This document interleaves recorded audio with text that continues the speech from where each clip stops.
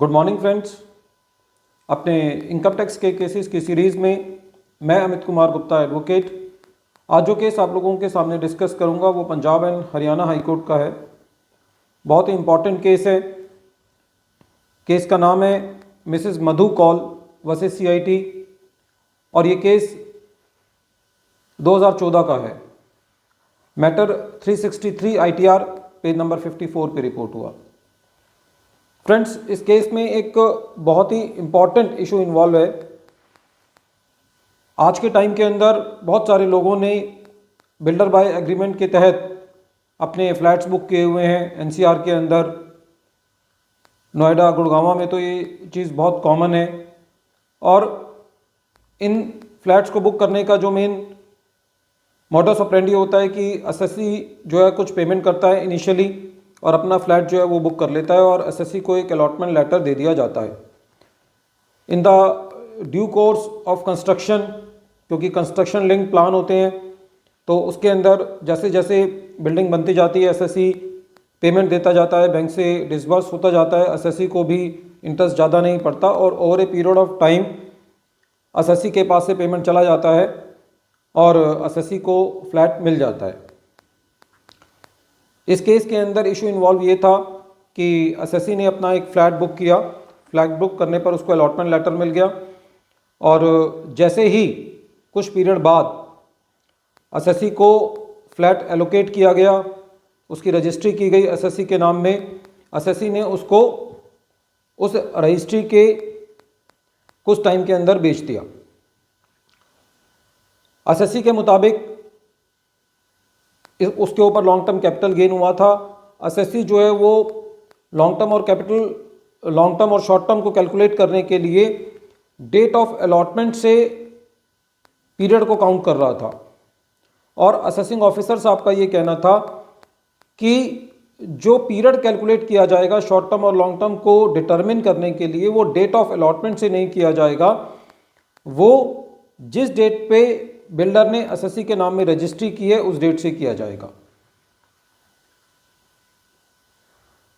जब एओ ने ये देखा कि एसएससी ने long term capital gain calculate किया है तो एसएससी ने के लॉन्ग टर्म कैपिटल गेन को ना मानते हुए असेसिंग ऑफिसर ने उसको शॉर्ट टर्म कैपिटल गेन माना और एसएससी के ऊपर टैक्स की लायबिलिटी बनाई।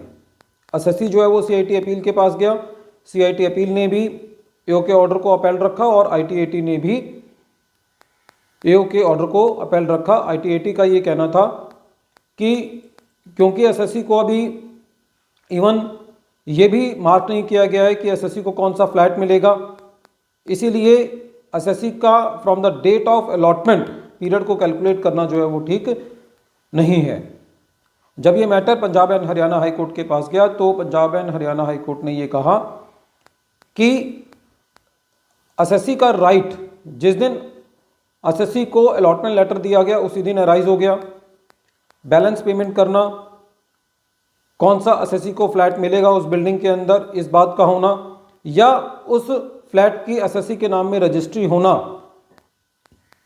इंपॉर्टेंट नहीं है। एसएससी को अलॉटमेंट लेटर दे दिया गया और एसएससी का राइट उसी डेट पे अराइज हो जाता है जिस डेट पे एसएससी को फ्लैट अलॉट किया गया है। तो जो असेसिंग ऑफिसर ने उस पीरियड को एक्सक्लूड किया है from the date of allotment and to the date of the registration of the flat into the name of the SSC, that is wrong. इसलिए Punjab and Haryana high court ने SSC के favour में decision दिया और ये कहा कि जो पीरियड ऑफ होल्डिंग है वो डेट ऑफ अलॉटमेंट से निकाली जाएगी, ना कि डेट ऑफ रजिस्ट्री से निकाली जाएगी जिस डेट पे एसएससी के नाम में रजिस्ट्री हुई है। फ्रेंड्स, ये केस बहुत इंपॉर्टेंट है क्योंकि कैपिटल गेन को कैलकुलेट करने के लिए ये प्रॉब्लम बहुत जगह आती है और ये बहुत कॉमन है जहाँ पे जो एसएससी है वो बिल्डर बाय एग्रीमेंट के अंदर फ्लैट्स खरीदते हैं, कई बार ऑफिसेज भी खरीदते हैं। तो डेट ऑफ अलॉटमेंट जो है वो इम्पॉर्टेंट है और एसएससी का जो पीरियड है वो उस पीरियड से कैलकुलेट किया जाएगा जिस डेट पे एसएससी को फ्लैट अलॉट हुआ है। फ्रेंड्स, इसमें एक चीज़ और ये है कि जब एसएससी अपना फ्लैट बुक करता है तो वो कुछ उस टाइम अलॉटमेंट के टाइम पे पेमेंट देता है, फिर ओवर ए पीरियड ऑफ जो एसएससी जो है वो इंस्टॉलमेंट्स देता है। तो जो over a period of installment SSC देता है उसके ऊपर भी जो असेसी है उसको इंडेक्सेशन का बेनिफिट मिलेगा। हालांकि ये मैटर इस केस का पार्ट नहीं है, ये जनरल नॉलेज के लिए और अपने कैपिटल गेन को कैलकुलेट करने के लिए बात है। Friends, this case is very important in calculating the period of holding by the assessee, in which the assessee gets the flat by the allotment letter and the possession of the flat is given at a later stage. So in this case the court held that the period of holding will be determined from the date of allotment and not from the date of the registry.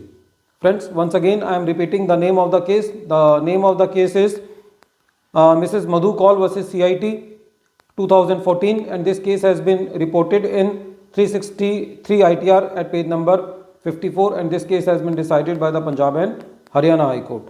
Thank you, friends.